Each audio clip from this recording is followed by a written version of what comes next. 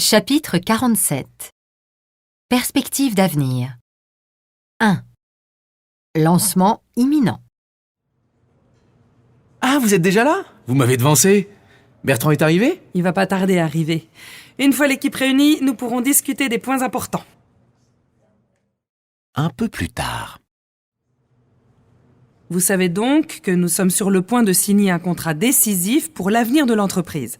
Nous nous apprêtons à lancer un nouveau produit dont l'annonce se fera dans le courant du mois prochain. Est-ce que cela implique à plus ou moins court terme que nous embaucherons? En effet, c'est une très bonne nouvelle. L'annonce officielle en est imminente, cela ne saurait tarder. Sur ces entrefaites, j'aimerais aborder aussi la question de la répartition des tâches, car dans la foulée, nous allons réorganiser l'équipe. 2. Changement en perspective. Je commence à peine à y voir plus clair. D'ici peu de temps, nous aurons tous les éléments en main, sous huitaine, m'a-t-on promis. Vivement la semaine prochaine. Nous étions dans l'expectative depuis trop longtemps. Il faudra envisager une nouvelle orientation de nos recherches à brève échéance. Quand connaîtrons-nous le nom du nouveau directeur? Je n'en sais rien. Je n'avais pas plutôt posé la question que Jérôme répondait par le sempiternel « en temps utile ». Là-dessus, Nora est arrivée et la discussion a tourné court. 3.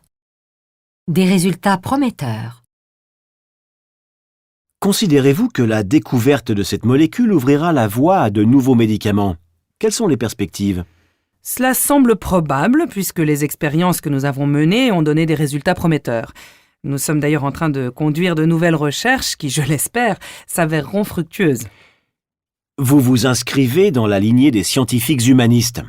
Ne craignez-vous pas que vos recherches soient dévoyées à des fins peu paisibles? Vous avez raison, c'est un risque, mais il est hélas inhérent à la recherche scientifique. Nous revendiquons l'héritage des grands savants du passé. Ce sera au comité de bioéthique d'encadrer l'emploi de nos découvertes. Advienne que pourra. Vous consacrez beaucoup de temps à la formation de jeunes chercheurs, ce qui est une noble tâche. Je ne suis pas sûre de passer à la postérité pour cet aspect-là de ma carrière. En plaisanterie mise à part, vous avez raison, c'est une part importante de mon activité. À mon âge, il est indispensable de commencer à passer le flambeau. Il me tarde de voir certains d'entre eux prendre toute leur place dans la communauté scientifique. Ce que je vois de leurs activités augure bien du succès de nos recherches. Je suppose aussi que la récompense que votre laboratoire a obtenue laisse présager que les expériences pourront se faire dans de meilleures conditions. Oui, tout cela est de bon augure quant à la suite du programme. Je pressens d'ailleurs que nous allons pouvoir moderniser certains de nos équipements.